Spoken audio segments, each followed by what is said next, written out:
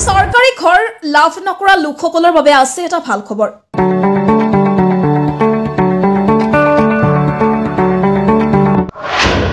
চৰকাৰী ঘৰ প্ৰদানক লৈ ডাঙৰ ঘোষণা মুখ্যমন্ত্ৰী হিমন্ত বিশ্ব শৰ্মাৰ। এতিয়া প্ৰদান কৰা হ'ব প্ৰধানমন্ত্ৰী আৱাস যোজনাৰ চৰকাৰী ঘৰৰ ধন। জনতা ভৱনত মুখ্যমন্ত্ৰী হিমন্ত বিশ্ব শৰ্মাৰ সংবাদমেলত প্ৰধানমন্ত্ৰী আৱাস যোজনাৰ ঘৰক লৈ ডাঙৰ ঘোষণা কৰিলে মুখ্যমন্ত্ৰী হিমন্ত বিশ্ব শৰ্মাই। মুখ্যমন্ত্ৰীয়ে কৈছে কিছুদিনৰ পূৰ্বে কেন্দ্ৰীয় মন্ত্ৰীয়ে ৩.৫ লাখ আৱাসৰ কথা ঘোষণা কৰিছিল। চৰকাৰী ঘৰৰ বাবে ৭,৬০,০০০ লোকৰ অপেক্ষাকৃত হৈ আছে। অহা 19 তাৰিখে সমাৰোহৰ জৰিয়তে ৩,৮০,০০০ লোকৰ প্ৰথম কিস্তি প্ৰদান কৰা হ'ব। মুখ্যমন্ত্ৰীয়ে কৈছে প্ৰধানমন্ত্ৰী আৱাস যোজনাৰ সভা পলাশবাৰীত হ'ব। অসমত এতিয়ালৈকে ২২ লাখ লোকৰ কাম চলি আছে ৰাজ্যত। এতিয়াও ৪ৰ পৰা ৫ লাখ দৰিদ্ৰ লোকে ঘৰ পাবলৈ বাকী আছে।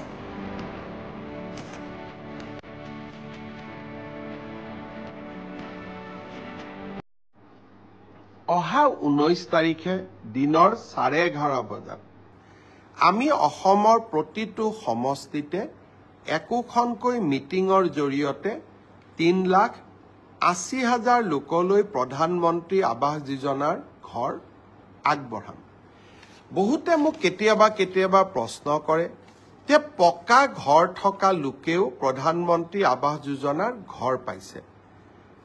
19 তাৰিখে যিসকল লোকে আমাৰ পৰা অনুমোদন পত্ৰ ল'ব আহিব বা চৰকাৰৰ পৰা চেক পাব, তাৰ ভিতৰত যদি আপোনালোকে ভাবে যে কোনোবাই পাব নলগা লোকে এই ঘৰ পাইছে বা আমাৰ পঞ্চায়ত গ্ৰামোন্নয়ন বিভাগৰ লোকসকলে টকা পইচা সংগ্ৰহ কৰি নাপাবলগীয়া লোকক ঘৰ দিছে, যদিও মই বিশ্বাস কৰা নাই, আপোনালোকক অভিযোগ দিবৰ কাৰণেও আমি এটা ইমেইল নম্বৰ দিম, যাতে কোনোবা পকা ঘৰ থকা লোকেও যদি আৰু এবাৰ ঘৰ লৈছে আপোনালোকে অভিযোগ দিব পাৰিব আৰু অভিযোগ আমি পৰীক্ষা কৰিম। কিন্তু এতিয়া মই এটা নতুন কথা আপোনালোকক ক'ব খুজিছো।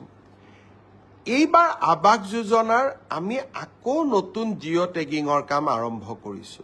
জিঅ' টেগিং মানে আপোনাৰ ঘৰখনৰ ফটো লৈ আমি তাক আপলোড কৰিম আৰু যদি ঘৰ পোৱাৰ যোগ্য অহাবাৰ ঘৰ পোৱাৰ তালিকাত আপোনালোকৰ নাম আমি সন্নিৱিষ্ট কৰিম। পঞ্চায়ত আৰু গ্ৰামোন্নয়ন বিভাগৰ কৰ্মচাৰীসকলে এই ক্ষেত্ৰত দুৰ্নীতি বা ৰাইজৰ পৰা টকা পইচা বিচাৰে বুলি বহুতে অভিযোগ কৰে। সঁচা মিছা মই নাজানো। সেইবাবে এইবাৰ জিঅ' টেগিঙৰ দায়িত্ব আমি জীৱিকা সখী বাইদেউসকলক দিছো। জীৱিকা সখী বাইদেউসকলে জিঅ' টেগিং কৰিব। গাঁও সভাত এই আঁচনিখনৰ বিষয়ে আলোচনা হ'ব। হিতাধিকাৰীসকলৰ নাম পৰীক্ষা হ'ব।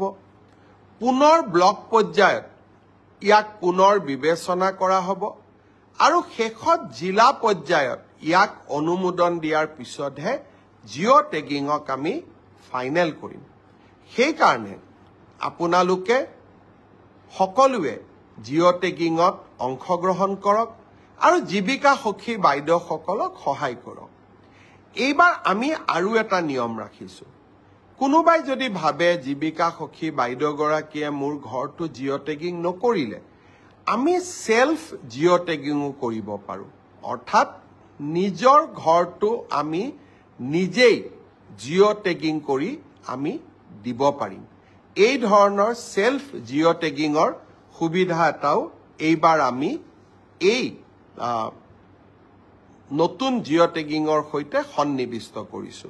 জীৱিকা সখী বাইদেউসকলে জিঅ' টেগিং কৰিব।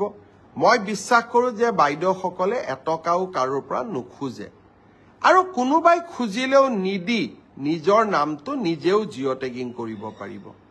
19 তাৰিখে নতুন ঘৰ পাবৰ কাৰণে আমি যি সভাৰ আহ্বান কৰিছো 126টা সমষ্টিত, সেই বিষয়ে মই আৰু অলপ মোৰ ভাষণত তাৰ বিষয়ে আপোনালোকক বুজাই দিম।